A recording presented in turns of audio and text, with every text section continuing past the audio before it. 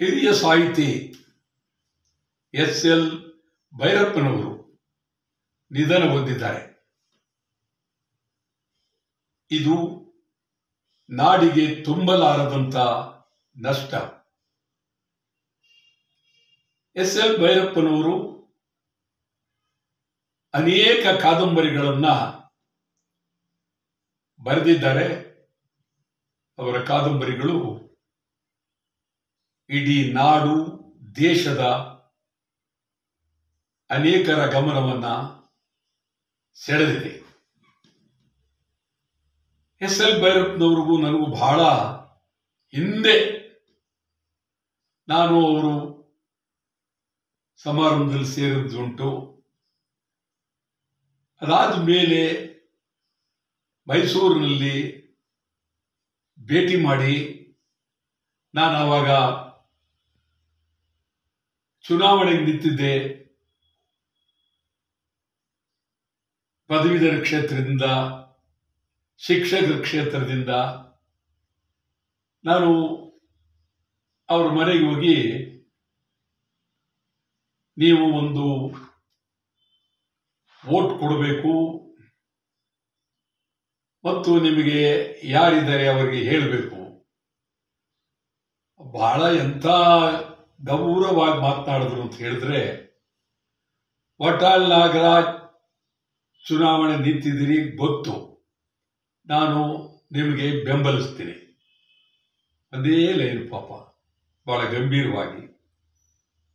ಬೆಂಗಳೂರಿನಲ್ಲಿ ಹಿರಿಯ ರಾಜಕಾರಣಿ, ಕರ್ನಾಟಕ ಏಕೀಕರಣ ಧುರೀಣ ಹಾರ್ನಳ್ಳಿ ರಾಮಸ್ವಾಮಿ ಅವರು ನಿಧನರಾದಾಗ ನಾನು ಅವರು ಭೇಟಿ ಮಾಡಿದ್ದು. ಇತ್ತೀಚಿನ ದಿನಗಳಲ್ಲಿ ನಾನು ಅವರನ್ನು ಅನೇಕ ಸಾರಿ ಅವರ ಮಾತುಗಳನ್ನು ಕೇಳಿದ್ದೇನೆ. ನೇರವಾದ ಮಾತು, ನಿಷ್ಠೂರವಾಗಿ ಮಾತನಾಡುವರು, ಬಲಪಂಥೀಯ ಚಿಂತನೆ ಭೈರಪ್ಪನವ್ರದು. ಇತ್ತೀಚೆಗೆ ಅವರು ಒಂದು ಪ್ರತಿಷ್ಠಾನ ಮಾಡುವ ಬಗ್ಗೆ ಒಂದು ಸಮಾರಂಭ ಬಂತು. ವಿಶ್ವೇಶ್ವರಯ್ಯ ಹೆಗಡೆಯವರು ಮಾತನಾಡ್ತಿದ್ದು, ಅವರು ಏರ್ಪಡಿಸಿದಂಥ ಸಮಾರಂಭ. ಅಲ್ಲಿ ನಿಜಕ್ಕೂ ನನಗೆ ಸಂತೋಷ ಆಯಿತು ಭೈರಪ್ಪನವ್ರು ನೋಡಿ.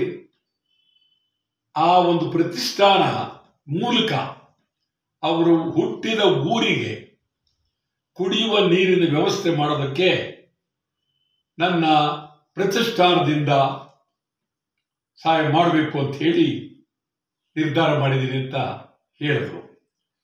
ಅವರ ಪ್ರತಿಷ್ಠಾನಕ್ಕೆ ಹಿಂದೆ ಮಂತ್ರಿಯಾಗಿದ್ದಂಥ ಬೊಮ್ಮಾಯಿ 25 ಕೋಟಿ ರೂಪಾಯಿಗಳನ್ನು ಅವರ ಪ್ರತಿಷ್ಠಾನಕ್ಕೆ ನೀಡಿದ್ದಾರೆ ಅಂತೇಳಿ ಸಮಾರಂಭದಲ್ಲಿ ಮಾತನಾಡಿದ್ರು.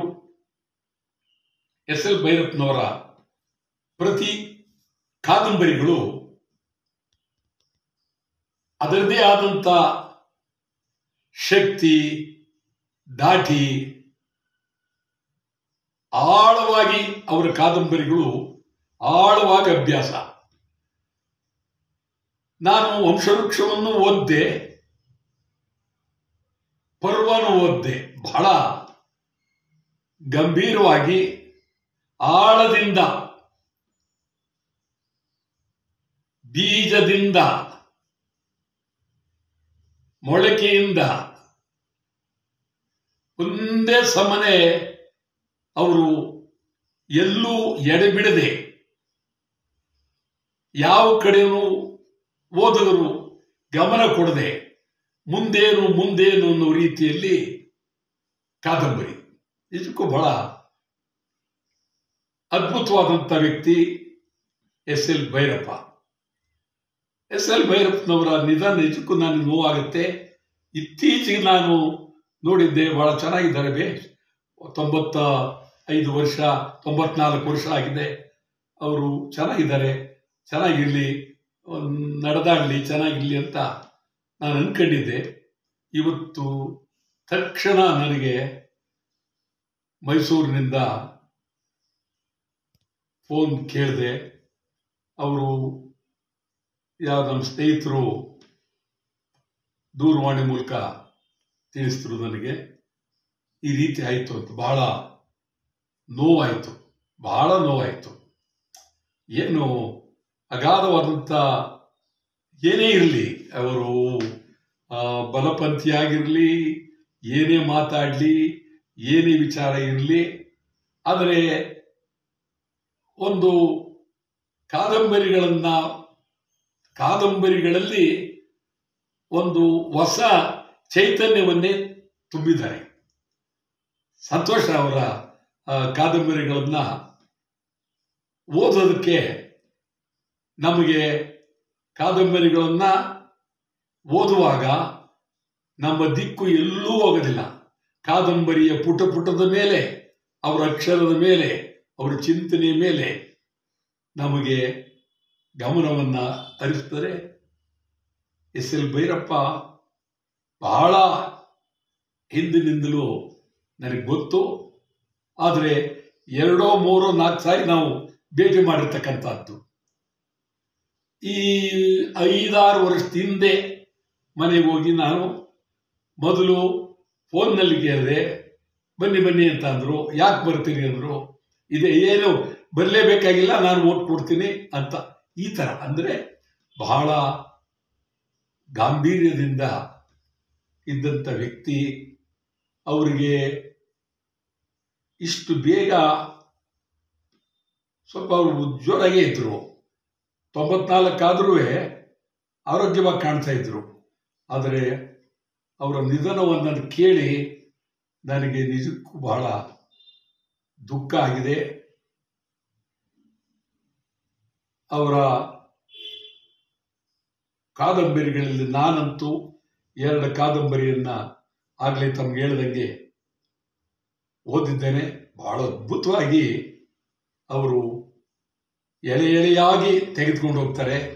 ಪ್ರತಿಯೊಂದು ಮುಂದೇನು ಅಂತ ಹೇಳಿ ನಿಜವಾಗ್ಲೂ ಬಹಳ ಪರ್ವ ಬಹಳ ಏನು ತಗೊಂಡೋಗ್ತಾರೆ ಪರ್ವ ಎಲ್ಲ. ಅವರು ಹೋಗಿ ಅಲ್ಲಿ ಸುತ್ತಾಡಿದ್ದಾರೆ, ಆ ಪ್ರದೇಶದಲ್ಲಿ ಸುತ್ತಾಡಿ ಅದು ಪರ್ವ ಹೆಸರೇನಿಡಬೇಕು ಕಾದಂಬರಿಗೆ ಅಂತ ಹೇಳಿ ಇದಾದಾಗ, ಈ ಒಂದು ಯುದ್ಧದ ಹೋರಾಟದ ಮಹಾಭಾರತದ ಅನೇಕ ವಿಚಾರ ಬಂದಾಗ ಅದಕ್ಕೆ ನನಗನ್ನಿಸ್ತಾ ಹೆಸರು ಹಾಮಾನಾಯಕರು ಈ ಹೆಸರನ್ನು ಇಡಿ ಅಂತ ಹೇಳಿ ಪರ್ವ ಅಂತೇಳಿ ಅದು ಹಾಮಾನಾಯಕರದ್ದು ಬಂದಂಥ ಹೆಸರು. ಕಾರಣ ಆ ಶಕ್ತಿ, ಆ ಪುಸ್ತಕ, ಅದರ ಇತಿಹಾಸ, ಅದರ ಬೆಳವಣಿಗೆ, ಅವರು ನಡೆಸಿರ್ತಕ್ಕಂಥ ಸಂಶೋಧನೆ ಮಾಡಿ ಅದು ನಿಜಕ್ಕೂ ಅದ್ಭುತವಾಗಿದೆ. ನನಗೆ ನಿಜ ಸ್ವಲ್ಪ ಭೈರಪ್ಪನವರು ಸ್ವಲ್ಪ ಈ ಒಂದು ರೀತಿ ಅವರಿಗೆ ಆಡಂಬರ ಅವೆಲ್ಲ ತೋರಿಸ್ಕೊಳ್ತಿರ್ಲಿಲ್ಲ ಮತ್ತು ನಿಷ್ಠೂರವಾಗಿ ಮಾತಾಡ್ಬಿಡ್ತಿದ್ರು. ಅದರಲ್ಲೇನು ಬೇರೆ ಮಾತೇನಿಲ್ಲ. ಮಹಾನ್ ವ್ಯಕ್ತಿ, ಅದರಲ್ಲೇನು ಬೇರೆ ಎರಡನೇ ಅಭ್ಯಲ್ಲ. ಬಹಳ ನಮ್ಮ ನಾಡಿನ ಹಿರಿಯ ವ್ಯಕ್ತಿಗಳ ಪಂಕ್ತಿಯಲ್ಲಿ ಎಸ್ ಎಲ್ ಭೈರಪ್ಪನವರು ಸೇರ್ತಾರೆ. ಎಸ್ ಎಲ್ ಭೈರಪ್ಪನವರ ಒಂದು ಅಗಲಿಕೆ ನಮಗೆ ನಿಜಕ್ಕೂ ಬಹಳ ಅತ್ಯಂತ ನೋವಾಗಿದೆ.